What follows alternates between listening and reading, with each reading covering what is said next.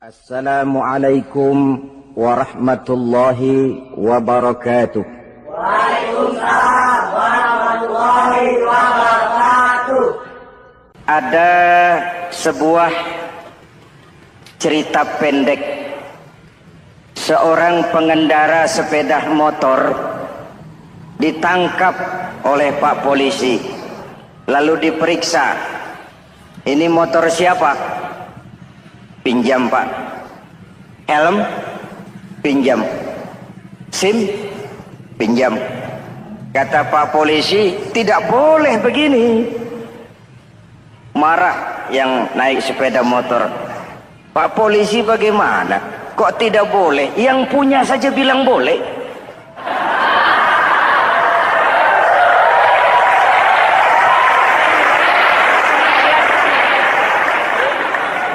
Cerita ini memberikan gambaran bagaimana masyarakat kita sekarang cenderung memboleh-bolehkan diri sendiri, melahirkan permissive society. Masyarakat serba boleh dengan ukuran sakarepe dewe. Itu sebabnya agama diturunkan. Dalam contoh yang indah, Rasul memberikan gambaran bahwa Islam ini bagaikan sebuah bangunan yang komponen pokoknya 5. Bunyal Islamu ala khamsin. Islam dibangun di atas 5 komponen pokok. Jadi kalau Islam ini ibarat bangunan, unsur penunjang pokoknya itu 5. Mari kita analogkan Islam dengan bangunan. Kalau saudara akan membangun rumah, sebelum pasang tiang, pasang genteng, pasang jendela, apa yang lebih dulu dibangun? Fondasi. Kalau Islam ibarat bangunan, fondasinya adalah syahadatu an la ilaha illallah wa anna muhammadar rasulullah. Ini fondasi. Jikalau kuat fondasi, aman bangunan. Jikalau rapuh fondasi, lentur dan luntur bangunan. Maka kuat atau tidak kuatnya bangunan Islam kita bergantung kepada keyakinan dasar tadi, fondasi.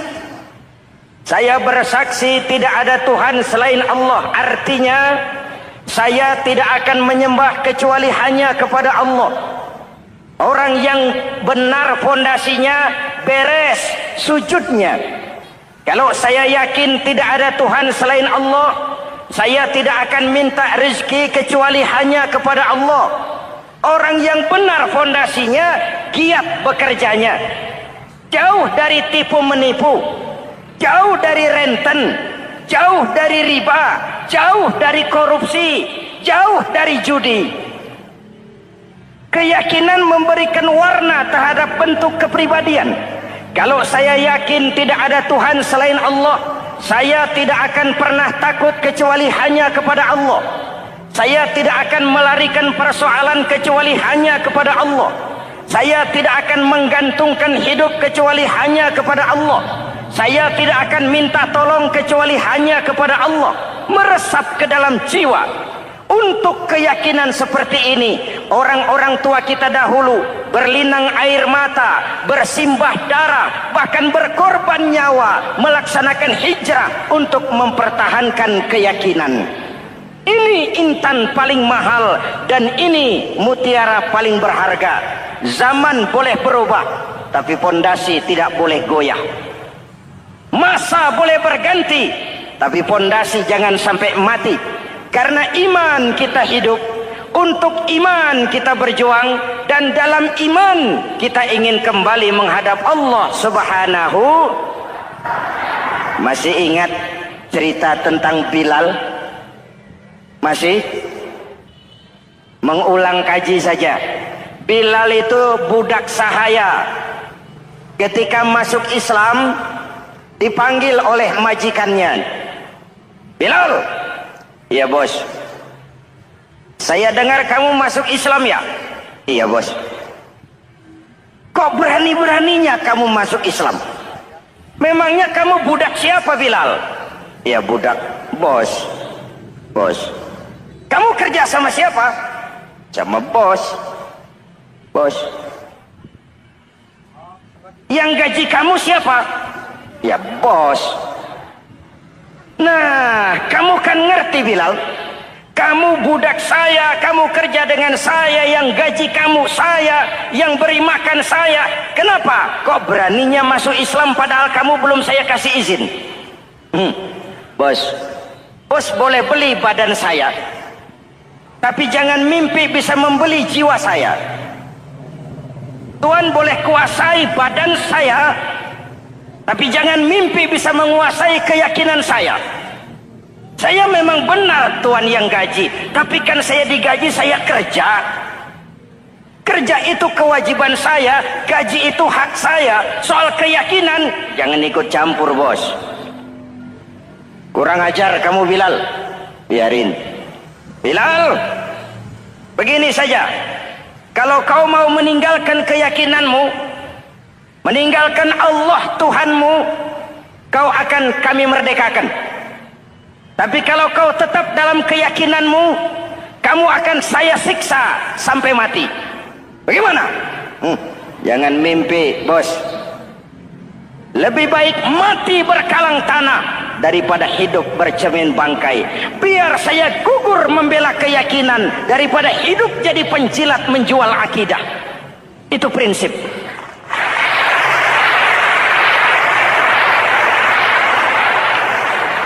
Gendeng kamu. Ayo, siksa.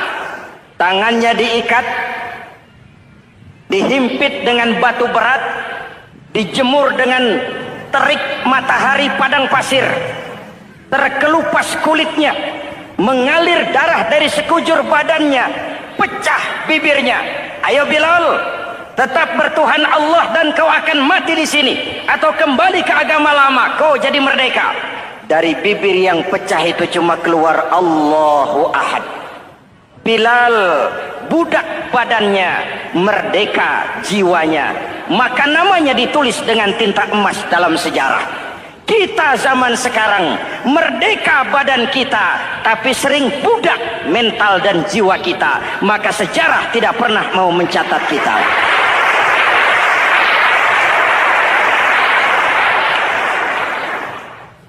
Ma'asyiral muslimin yang saya cintai, fondasi sudah. Lalu apa lagi? Mulai memancangkan tiang. Tiangnya 5. Ada tiang namanya zuhur, asar, maghrib, subuh, isya. Tetapi agar bangunan menjadi kuat, ada tiang-tiang tambahan. Namanya rawatib dan nawafil.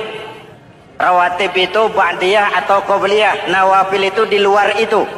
Agar bangunan menjadi kuat, dibentuk pribadi lewat sholat. Apa filsafatnya? Pertama, sholat itu simbol penyerahan total kepada Allah. Kita ini sudah kontrak. Innallaha astara minal mu'minina anfusahum wa amwalahum bi anna lahumul jannah. Allah telah membeli dari orang-orang mukmin diri mereka, harta mereka, bagi mereka adalah surga.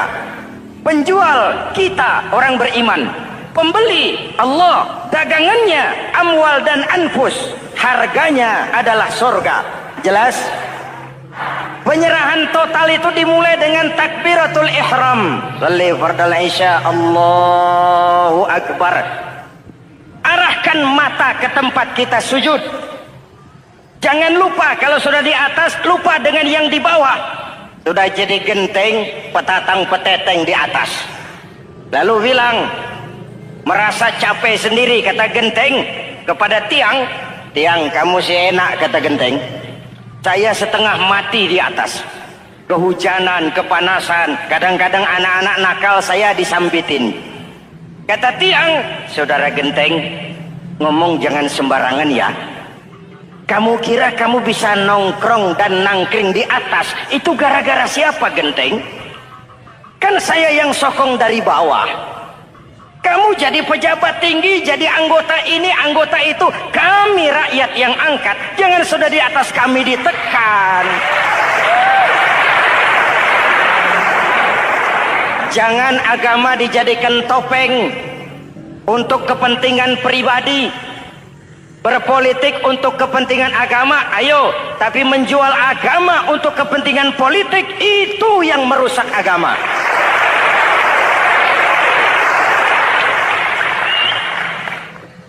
Ini kan kita lagi prihatin sedang meluncur kasus Bulog Gate 2. Innalillahi wa inna ilaihi raji'un. Kita lihat sajalah para petinggi kita sekarang bagaimana menyikapi hukum. Sebab saya dengar ada bargaining. Orang takut teriak maling sapi karena DE maling wedus. Tidak berani teriak ada maling sapi karena dia maling kambing. Yang lain maling ayam, dikumpulin ternyata maling semua.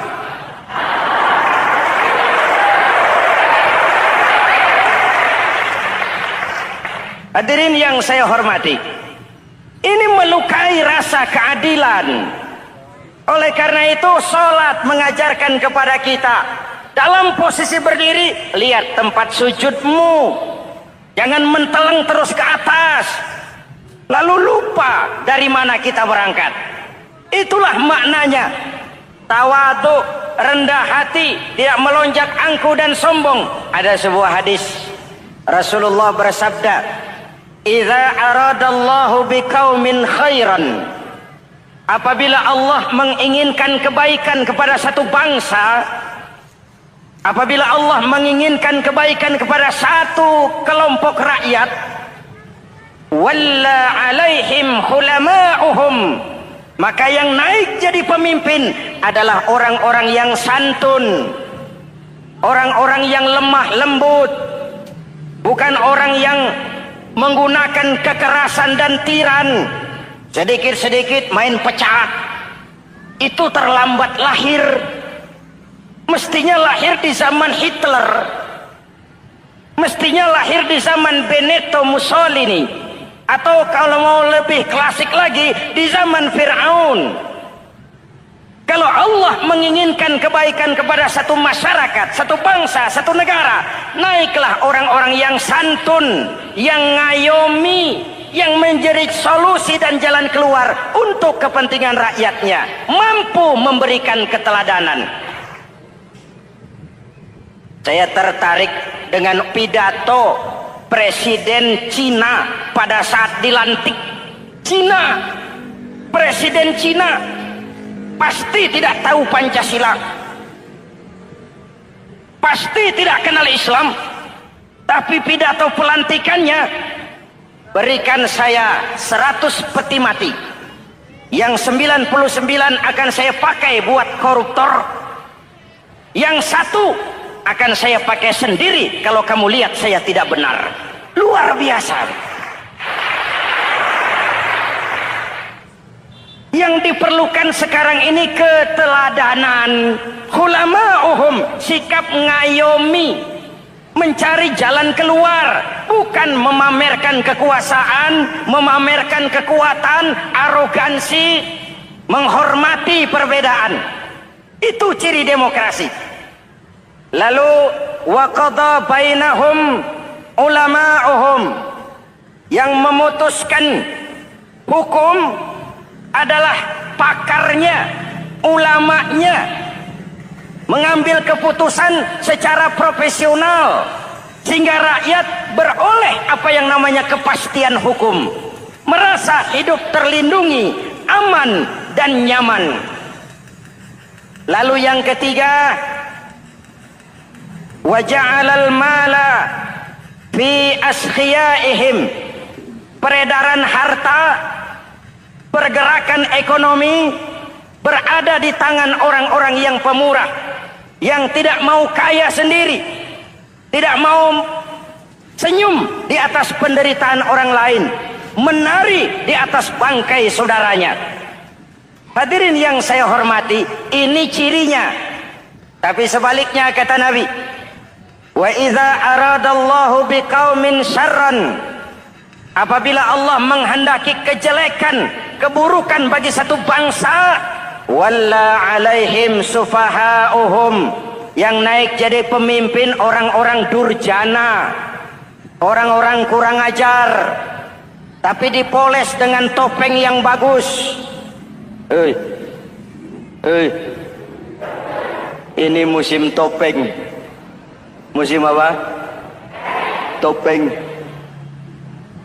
Topeng itu apa perlunya? Menyembunyikan wajah asli. Sekarang ini Dracula berwajah Arjuna. Ini musim topeng. Kita rakyat harus hati-hati dan punya filter, mampu memilah dan memilih. Walla alaihim sufaha'uhum wa qada bainahum juhaluhum. Yang memutuskan hukum, yang mengambil keputusan orang-orang bodoh. Wa ja'alal mala fi bukhalaihim. Peredaran harta, peredaran ekonomi jatuh di tangan orang-orang yang bakhil, yang tidak punya konsep menciptakan kemakmuran yang merata bagi seluruh rakyat Indonesia.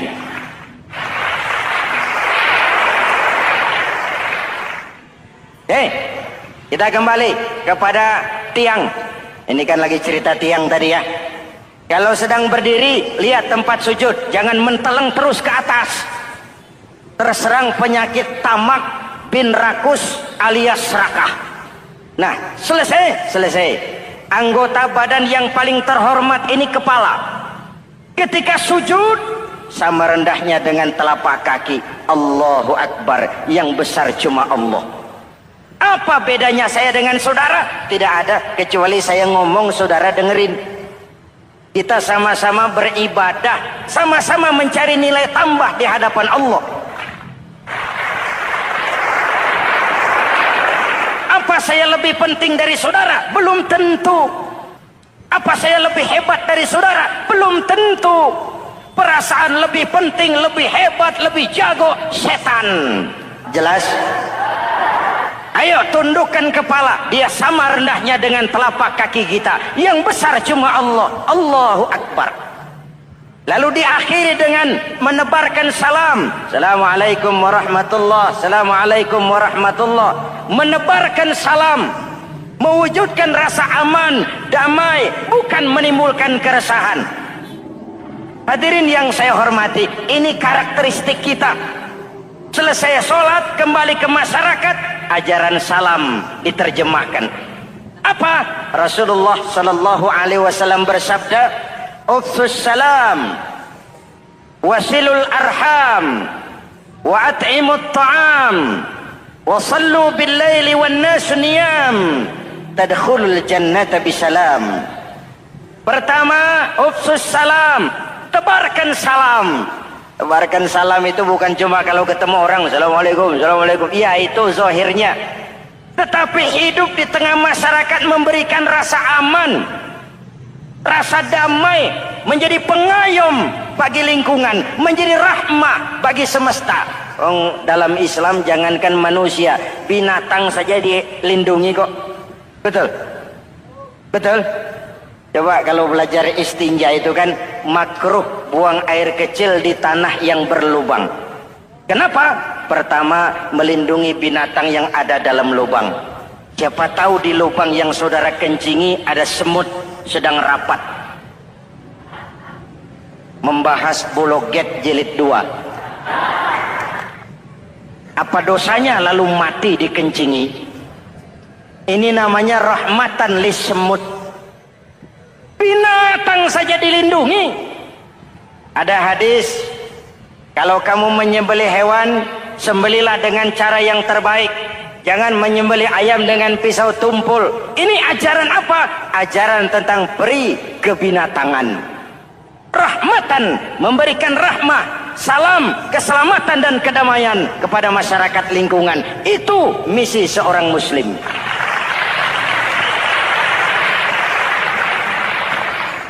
Hadirin, hadirat, ma'asyiral muslimin yang saya cintai.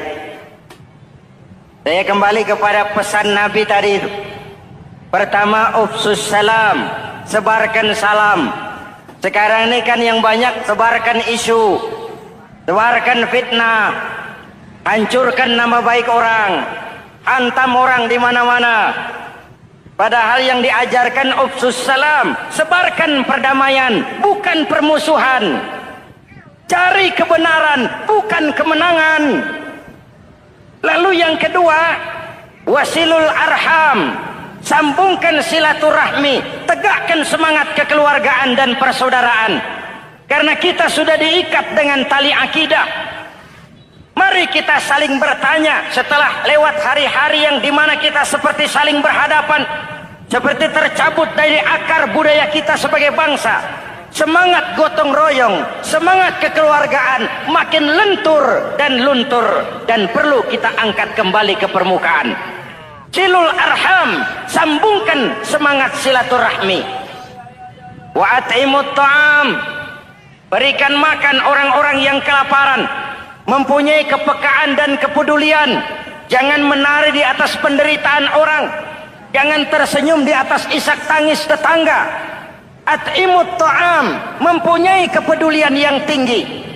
Wa sallu bil laili wan nasu niyam, bangunlah di keheningan malam ketika orang sedang tidur. Istilah saya, kalau mau telepon Allah, jangan lupa nomor teleponnya, 44342. Jumlahnya 17. Zuhur, asar, maghrib, isya, subuh, 44342. Jangan ragu-ragu, kalau angka cukup, telepon sambung. Kalau angka kurang, hati-hati salah sambung. Pak, mau sambung yang lebih cepat bagaimana? Bisa, selain nomor itu, coba pakai sambungan langsung jarak jauh. Namanya SLJJ. Kapan? Tengah malam. Kenapa tengah malam? Lebih murah. Lebih murah. Saluran kosong, telepon jarang yang pakai, orang banyak tidur. Wa minal laili fatahajjad bihi nafilatan lak asa ayyab'atsaka rabbuka maqaman mahmuda. Nun, di keheningan malam, bangun. Seperti bapak-bapak ibu sering bangun tengah malam ya bu? Ya. Ngapain? Kalau bangun tengah malamnya sih saya percaya, cuma urusannya apa? Kira bangun tengah malam mau tahajud, malaikat sudah mau nulis, cuma buang air kecil, tidur lagi. Hampir salah tulis saya.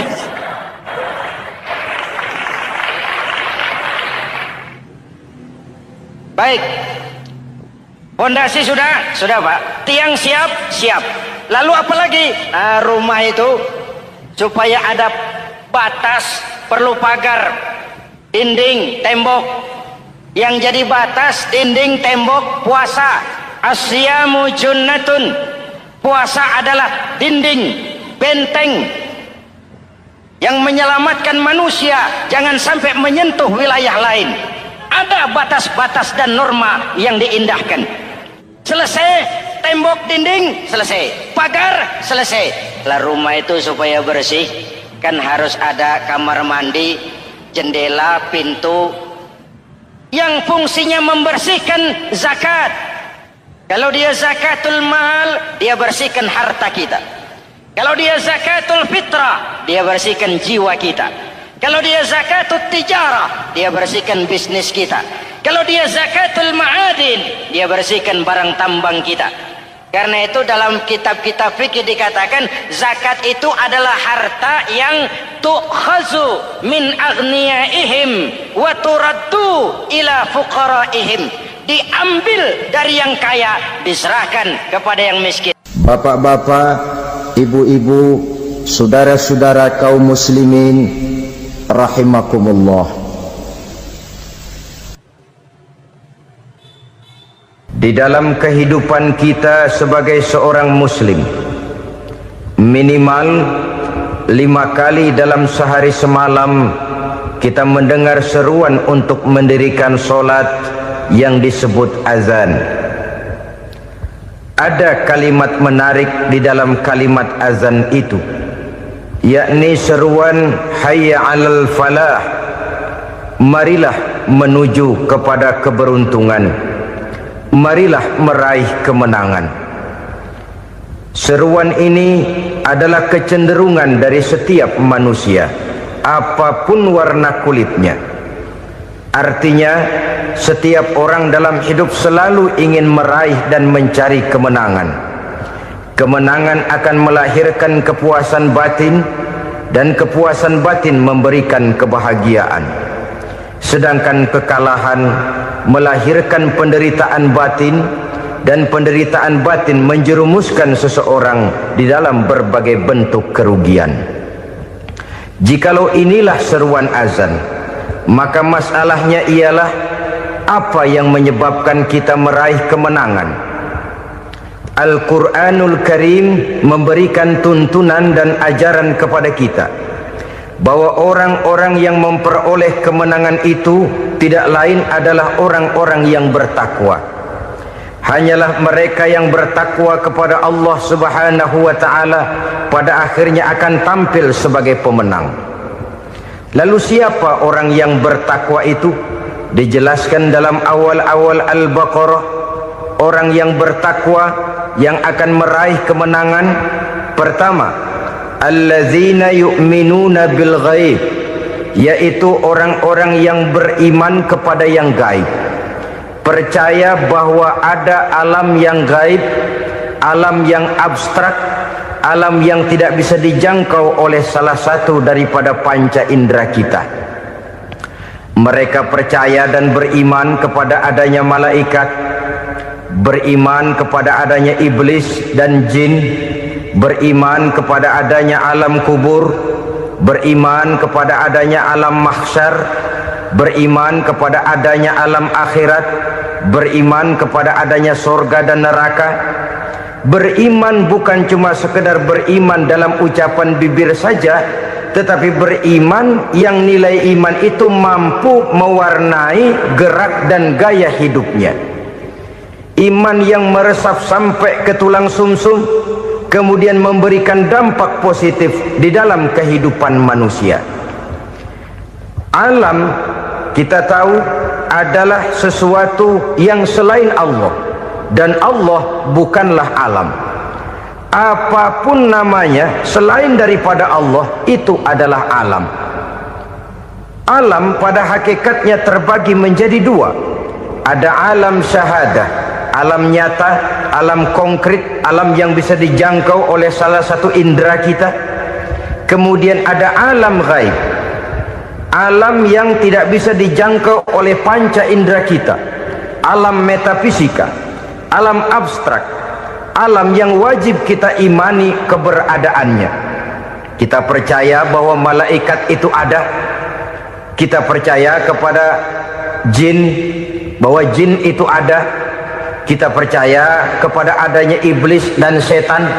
Bukan percaya kepada iblis dan setannya, percaya bahwa iblis dan setan itu ada. Itu termasuk salah satu daripada sifat orang yang bertakwa kepada Allah. Saudara-saudara kaum muslimin rahimakumullah, kecenderungan pembangunan yang lebih bersifat materialistis biasanya menggeser aspek kehidupan rohani. Orang berpikir empiri, dan dalam pola pikir yang demikian, maka alam gaib tidak lagi mendapat perhatian. Aspek kehidupan yang bersifat rohaniah malah mulai ditinggalkan. Akibatnya terjadilah kepincangan di dalam kehidupan kita. Pernah ada satu pengalaman pribadi dalam perjalanan kembali ke tanah air. Dalam pesawat di sebelah kanan saya duduklah seorang Jerman namanya Heiner Simonsen. Iseng saya ajak kenalan, saya ajak ngobrol, saya tanya dia. Saya bilang, Mas Heiner ini, kalau pesawat yang kita tumpangi ini jatuh ke bawah, kira-kira apa yang bakal terjadi, Mas? Dia bilang, kita semua akan mati. Begitu? Ya. Oke. Apa itu mati? Tanya saya. Dia bilang untuk tahu apa itu mati, kita harus tahu lebih dahulu apa itu hidup. Saya pikir nih bule bisa ngomong juga. Baiklah kata saya, apa hidup menurut Anda itu?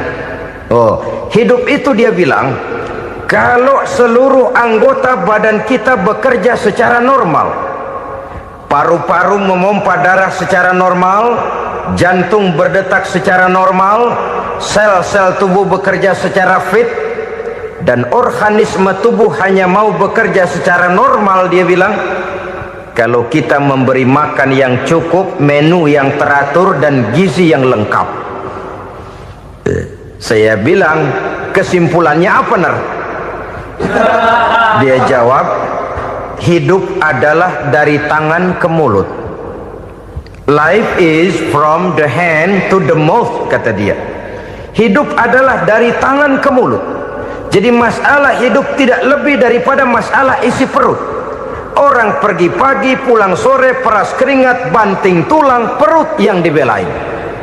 Saya bilang, you are wrong. Sampean salah, Ner. Kamu orang Islam bukan? Bukan. Pantas. Kenapa saya salah? Dia bilang, ya jelas salah. Salahnya di mana? Kamu ini manusia. Kalau hidup cuma dari tangan ke mulut, saya bilang, kambing di kampung saya juga begitu pikirannya, Ner. Itu kambing di kampung saya, asal perutnya kenyang, sudah hidup dia. Perkara besok bagaimana, lusa prospeknya macam mana, bulan depan ada apa, kambing nggak pernah mikir. Di kampung saya kambing juga pikirannya begitu. Kamu Kristen ya? Tadinya. Loh kok tadinya, lalu apa sekarang kamu ini? Dia bilang, sekarang saya netral. Saya tidak beragama, tapi saya percaya kepada Tuhan sebagai pencipta alam. Saya ingat benar dia bilang, I haven't any religious, but I believe to God as the creator of the world. Kenapa bisa netral begitu, Ner? Habis saya bingung katanya. Islam bilang Islam baik, Kristen bilang Kristen baik, Hindu Buddha bilang Hindu Buddha baik, semua agama baik. Saya netral sekalian, nggak beragama. Yang penting saya percaya kepada Tuhan. Saya bilang, Ner, kamu ini kayak orang mau beli celana, lalu bingung. Yang satu bilang Levi's bagus, yang satu bilang Blue Jean hebat, yang satu bilang Wool England hebat. Celana ini hebat, celana itu bagus, celana ini hebat, semua celana bagus, kamu bingung. Akhirnya netral, tidak pakai celana. Itu juga salah. Saya pikir-pikir, kemudian saya melihat bahwa dua pola berpikir Henner ini nampaknya sudah mulai menggejala di lingkungan masyarakat bangsa kita. Disadari atau tidak, secara jujur kita harus berkata, dua pola pemikiran Henner ini mulai berkembang di tengah masyarakat bangsa kita. Pertama, pola pikir materialisme. Hidup adalah dari tangan ke mulut. Masalah hidup tidak lebih masalah isi perut. Itu yang perlu dibela, dan disitulah arti kehidupan. Pergi pagi, pulang sore, peras keringat, banting tulang untuk mempertahankan perut. Kalau sudah kemari cara orang berpikir, maka buat apa percaya kepada yang gaib? Untuk apa sholat? Untuk apa puasa? Untuk apa zakat? Untuk apa menghadiri majelis taklim? Tanpa kepercayaan kepada yang gaib, hidup berjalan menurut alur empiris dan materialis. Kalau sudah ke sana cara orang berpikir, biasanya orang lalu cenderung menghalalkan segala cara. Hanyalah orang yang percaya bahwa akhirat ada, hanyalah orang yang percaya bahwa alam kubur itu ada, hanyalah orang yang percaya bahwa malaikat itu ada, hidupnya akan lebih terarah dan terkendali. Karena kepercayaan kepada yang gaib, yang merupakan fase daripada kehidupan setelah hidup yang sekarang ini, mewarnai gerak pribadi seseorang di dalam dia melakukan kegiatan hidupnya. Pola berpikir materialisme, disadari atau tidak, mulai menggejala di lingkungan masyarakat bangsa kita. Hidup tidak lebih dari urusan tangan ke mulut, mulut ke tangan, tangan ke mulut. asal perut sudah kenyang, hiduplah sudah. Perkara bagaimana prospek hari yang akan datang, bagaimana akhirat, tidak jadi persoalan. Ini yang oleh Nabi diperingatkan, ad-dunya sijnul mu'min wa jannatul kafir. Dunia adalah penjara bagi orang beriman dan surga bagi orang kafir. Dulu di zaman Belanda hadis ini pernah disalah tafsirkan, disalah artikan, digunakan sebagai senjata untuk mengkebiri dan membuat impoten umat Islam. Sudahlah umat Islam gak usah macam-macam, kata Belanda. Dunia ini kan penjara buat orang Islam, surga buat orang kafir. Di penjara jangan bertingkah.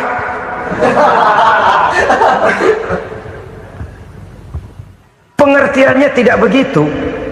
Dunia adalah penjara bagi orang mukmin. Artinya dalam kehidupan dunia seorang mukmin tidak bebas memperturutkan hawa nafsunya. Di penjara hawa nafsunya itu. Sebaliknya surga bagi orang-orang kafir. Buat orang kafir surgalah dunia ini. Mereka bebas memperturutkan hawa nafsunya, dilarang tidak terlarang, dicegah pun tidak tercegah. Mereka hidup menurut alur bisikan nafsu mereka sendiri. Kemudian bila ajal datang, maut merenggut nyawa, selesailah surganya sampai di situ. Maka bagi orang-orang yang tidak percaya kepada adanya akhirat, kepada adanya alam gaib, surganya sebatas umurnya. Sekali lagi, surganya sebatas umurnya. Bila umur selesai, ajal pun datang merenggut nyawa, selesailah sudah surganya sampai di situ. Alangkah pendeknya perjalanan orang-orang yang tidak percaya kepada alam gaib ini. Bagi kita mukmin, jikalau kita mampu memenjarakan hawa nafsu, kita bisa bahagia di dunia ini. Dan Islam memang tidak menyuruh kita sengsara di dunia. Raih dunia, kejar dunia, gapai dunia sebagai alat untuk mencapai kebahagiaan di akhirat nanti. Hidup adalah satu perjalanan panjang yang terbentang sejak kita terlahir dari alam rahim sampai kepada alam akhirat nanti. Andai kata kita gagal meraih kebahagiaan di dunia, toh kita masih punya akhirat. Tapi jangan jadi dalil yang melemahkan semangat. Biarin dah kita di dunia kebelangsak, yang penting akhirat. Akhirnya dunia benar-benar kebelangsak. Bagaimana dunia ini bisa kita raih, dan bagaimana meraih dunia untuk menunjang kepentingan akhirat nanti. Yang kedua, dari pikiran Heiner yang saya lihat menggejala di lingkungan masyarakat bangsa kita, timbulnya manusia-manusia netral. Seolah-olah Tuhan yes, agama no. Sama Tuhan percaya, agama ogah. Tuhan ngangguk, giliran agama godeng. Padahal hampir dalam setiap ayat dalam Quran, kata-kata amanu biasanya bergandeng dengan wa amilus sholihat. Iman dan amal soleh. Ini sebagai isyarat Tuhan dan agama jangan pernah dipisah-pisah. Apabila kita bertuhan, maka kita harus beragama. Apabila kita beragama, maka agama itu harus bersumberkan dari Tuhan yang kita imani itu. Tidak mungkin kita pisah, Tuhan yes, agama no. Sama Tuhan percaya tapi agama bikin sendiri. Sembayangnya cukup bengong 2 jam madep ngulon.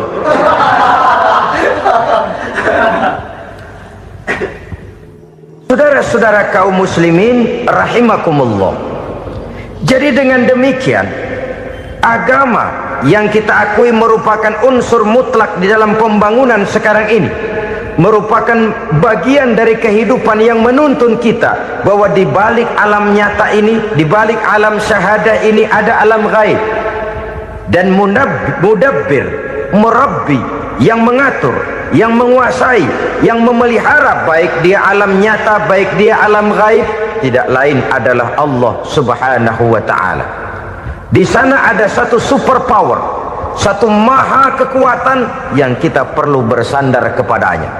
Sebagai makhluk nyata yang hidup di alam nyata, berbuatlah secara nyata sebagaimana harusnya kita berbuat. Karena Islam jelas bukan agamanya orang pemalas. Islam jelas bukan agamanya orang yang mengajarkan setelah selesai sholat boleh duduk nggelenggem ayam-ayam ndelohom. menghitung bintang di langit sambil menunggu keajaiban. Tidak. Islam adalah agama yang mengajarkan apabila sholat sudah selesai kamu kerjakan, bertebaranlah di permukaan bumi, cari karunia Tuhanmu. Jangan hidup berpangku tangan menunggu keajaiban, karena hidup bukan undian. Jangan berharap untung besar tanpa mau peras keringat.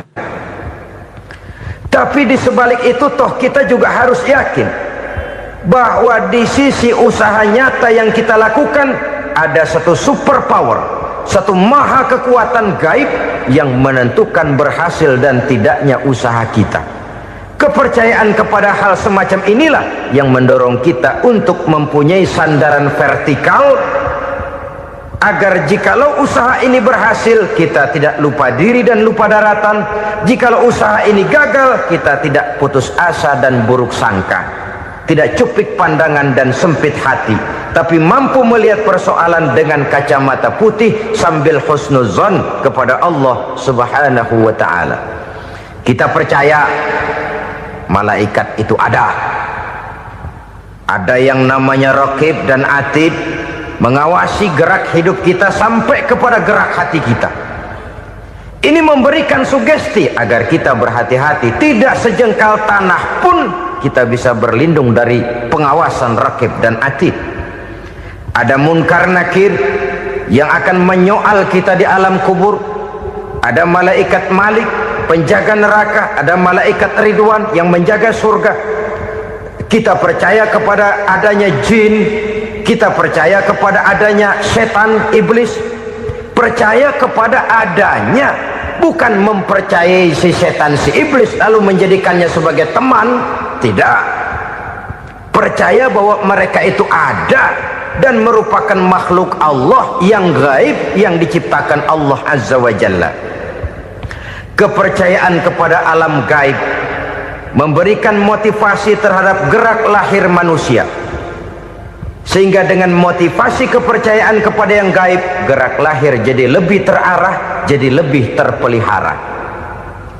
Pernah seseorang bertanya, "Pak, apakah adanya akhirat bisa dibuktikan secara ilmiah?" Saya bilang tidak bisa, tidak bisa.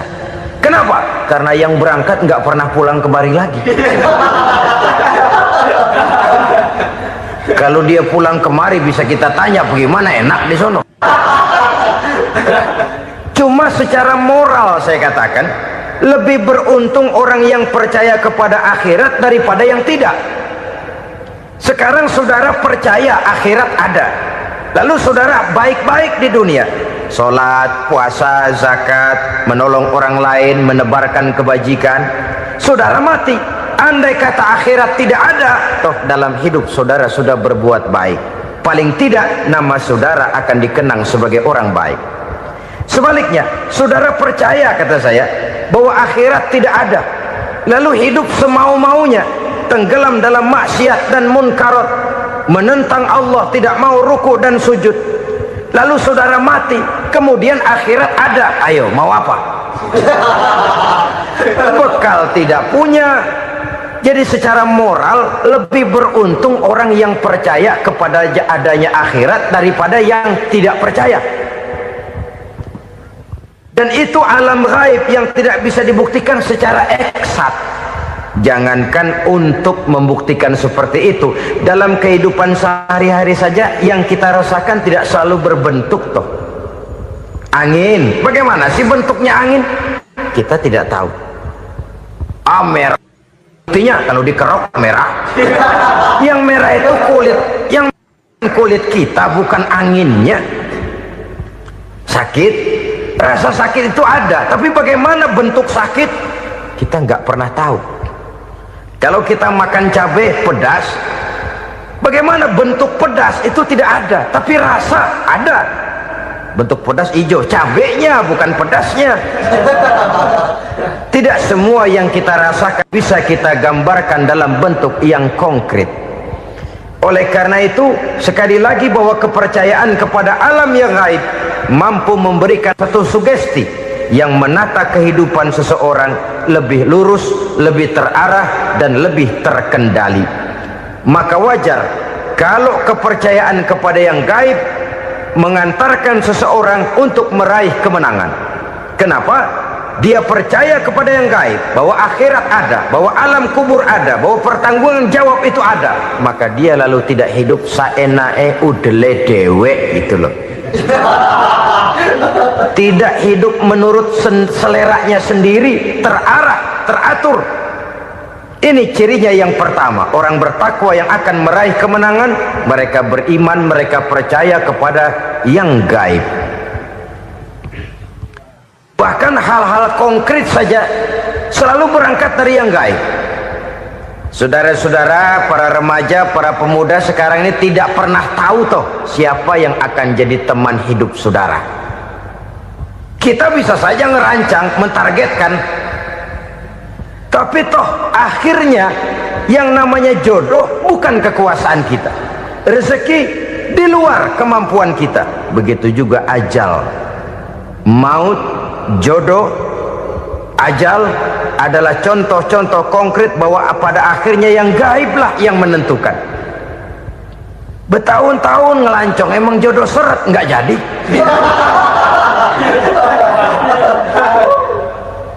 Begitu kenal baru setengah malam nginep ditangkap hansip.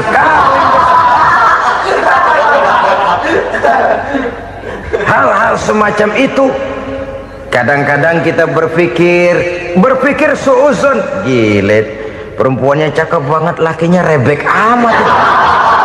Memang begitulah jodohnya. Memang begitulah jodohnya.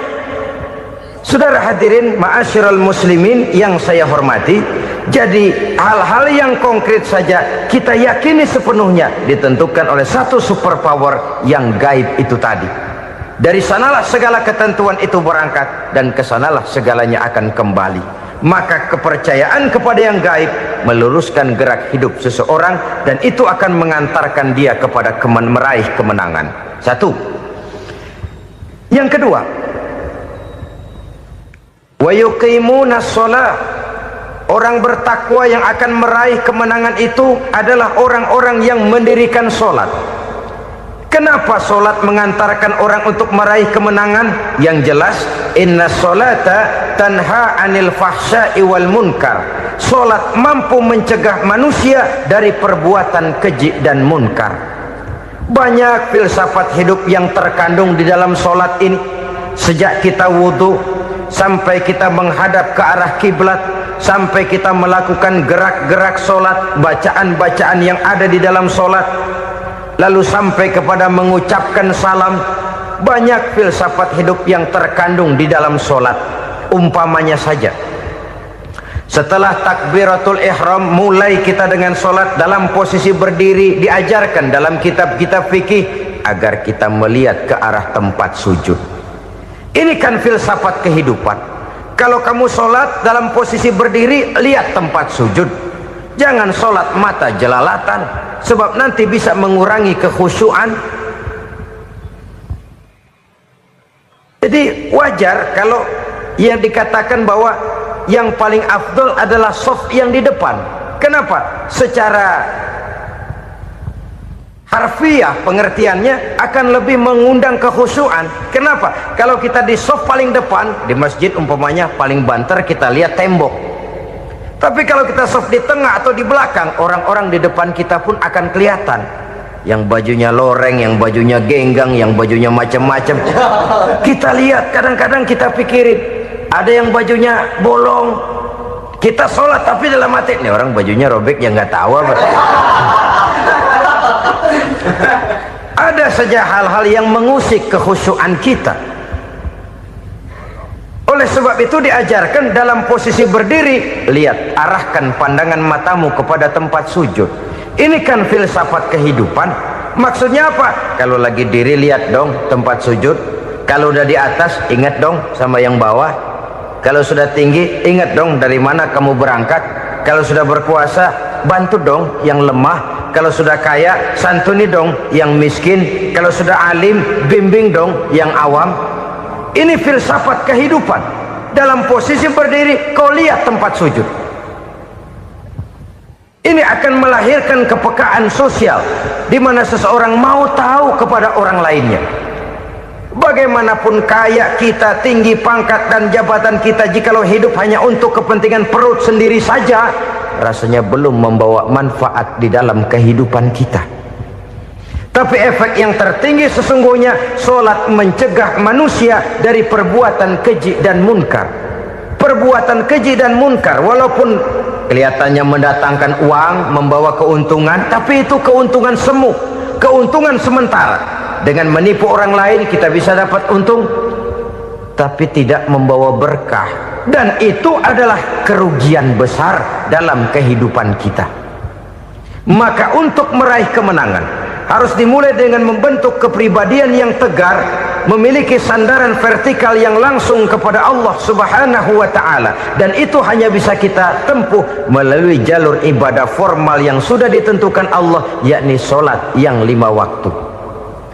Untuk memperkuat itu ada solat-solat sunnah, rawatib, nawafil sebagai terminal kontrol cadangan untuk memelihara stabilitas temperatur batin di dalam kita berhubungan dengan zat yang maha gaib, yaitu Allah Subhanahu wa ta'ala. Orang sering bertanya, Pak, itu tetangga saya nggak sholat, duitnya nggak habis-habis, Pak. Nggak sholat tapi mobilnya tambah terus, nggak sholat tapi usahanya makin maju. Tapi di sisi lain ada orang yang rajin sholat, rezekinya butak bener, anaknya mana kurus, mana korengan. Saudara hadirin ma'asyiral muslimin rahimakumullah, harus saya katakan bahwa solat memang bukan untuk cari duit. Solat adalah sandaran vertikal kita kepada Allah. Sedangkan soal rezeki itu berkaitan dengan sifat Allah maha pengasih dan maha penyayang. Allah maha pengasih, siapapun dikasih kalau mau usaha. Allah maha penyayang, tidak semua orang disayang oleh Allah Azza wa Jalla. Dan belum tentu banyak harta itu merupakan nikmat. Mungkin juga istidraj. Artinya istidraj itu dikasih tapi diambulin, kalau bahasa Betawinya itu. Dikasih tapi diambulin, itu bukan merupakan nikmat sesungguhnya, lebih merupakan azab dari Allah Subhanahu wa ta'ala.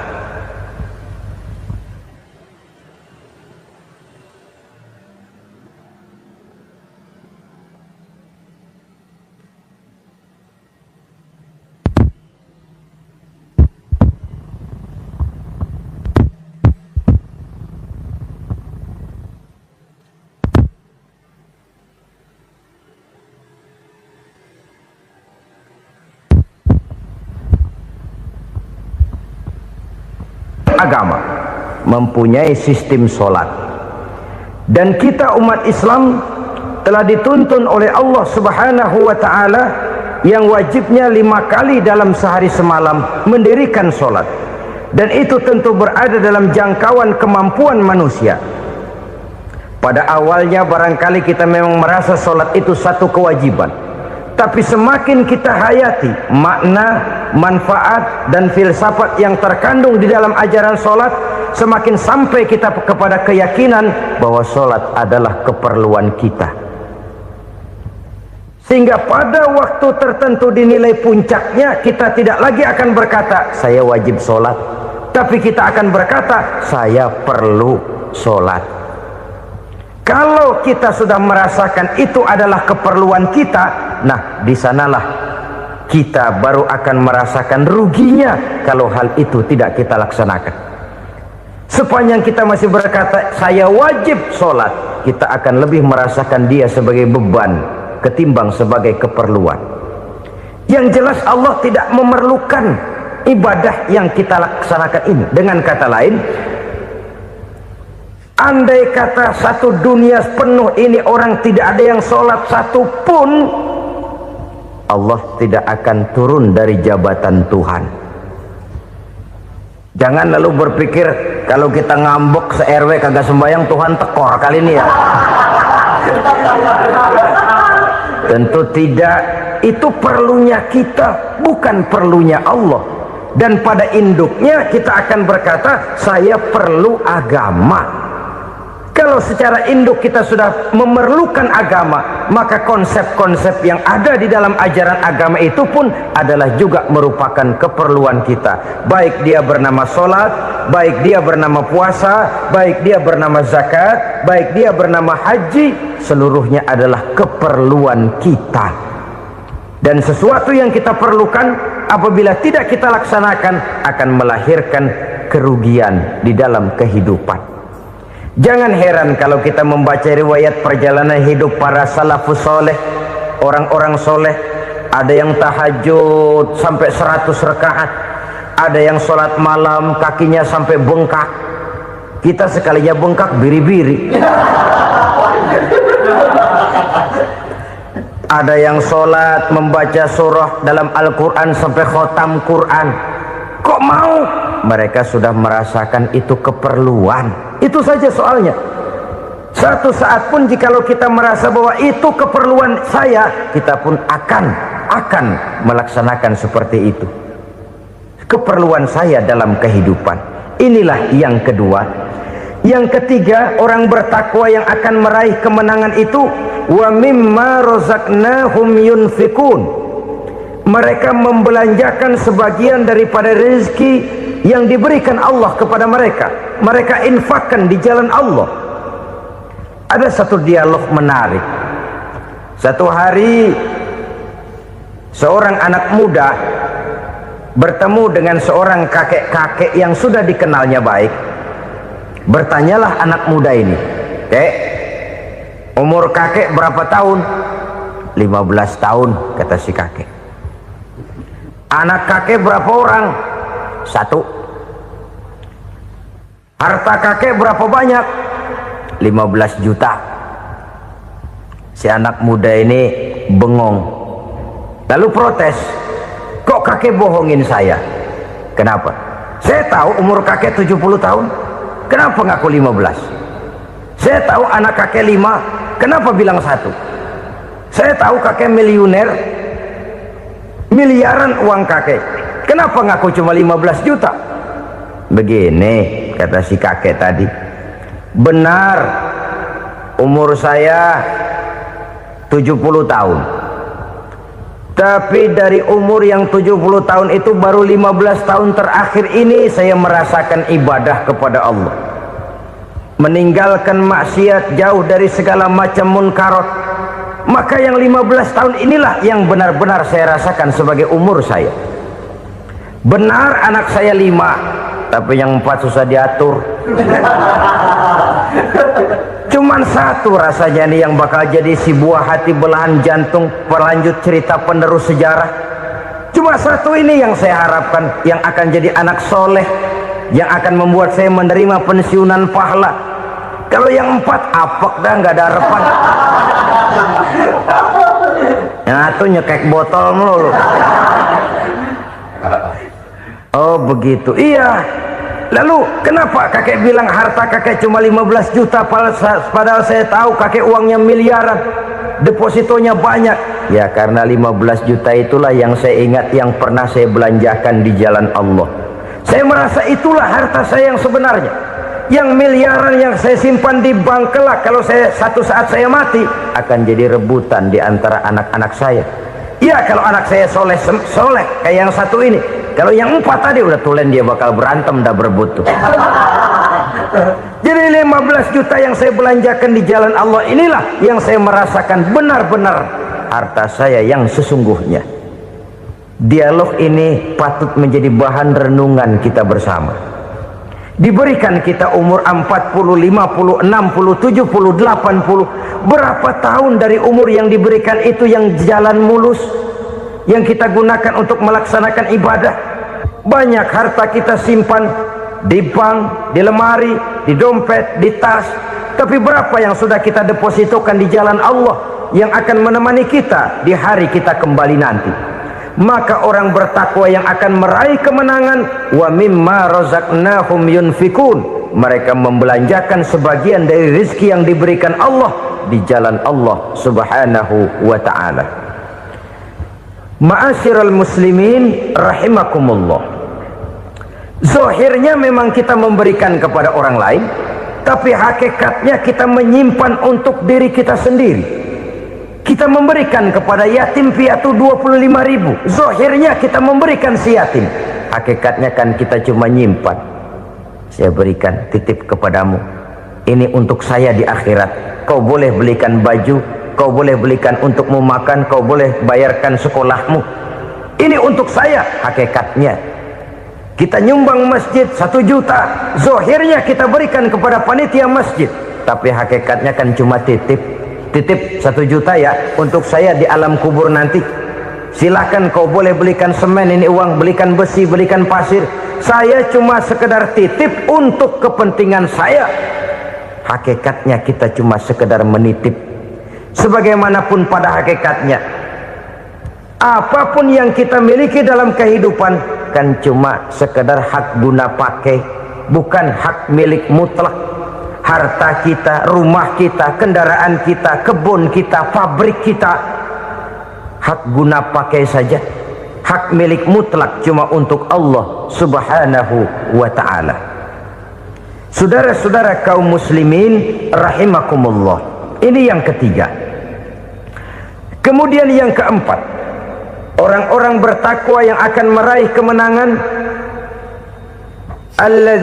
allazina yu'minuna bima unzila ilaika, mereka yang beriman, mereka yang percaya kepada apa yang telah diturunkan kepadamu Muhammad, ay Al-Quran, yakni Al-Quranul Karim. Setelah percaya kepada yang gaib, mendirikan solat, kemudian menginfakkan sebagian dari rezeki yang diberikan Allah, mereka juga lalu percaya kepada yang diturunkan terhadap Nabi, yaitu tidak lain Al-Quranul Karim. Sekali lagi di sini, percaya bukan hanya sekedar percaya saja, tetapi percaya lalu menjadikan Al-Quran itu sebagai pedoman hidup.